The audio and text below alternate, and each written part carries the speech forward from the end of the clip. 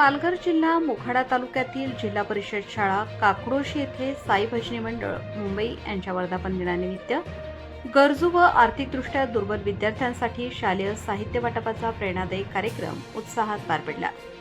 कार्यक्रमाची सुरुवात मान्यवरांच्या हस्ते साईबाबा तसेच विठ्ठल रुक्मिणी यांच्या प्रतिमेचे पूजन व आरती करून झाली। त्यानंतर शाळेतील विद्यार्थिनींनी स्वागत गीत सादर करून उपस्थितांचे मन जिंकले। सर्व मान्यवरांचे पुष्पगुच्छ देऊन स्वागत करण्यात आले। यावेळी विद्यार्थ्यांना दप्तर, वह्या, पेन, लेखन पॅड, छत्री, डबा, पाण्याची बाटली, कॅडबरी, चॉकलेट, बिस्किटे तसेच इतर आवश्यक शालेय साहित्याचा समावेश असलेली संपूर्ण शैक्षणिक किट वाटप करण्यात आली।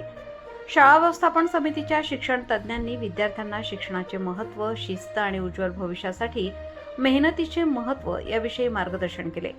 उपस्थित पाहुण्यांनीही विद्यार्थ्यांना प्रेरणादायी संदेश देत यापुढेही शाळा किंवा विद्यार्थ्यांना कोणतीही अडचण असल्यास आम्ही मदतीसाठी सदैव तत्पर आहोत अशी ग्वाही दिली। कार्यक्रमाचे सूत्रसंचालन गिलबिले सर यांनी प्रभावीपणे केले।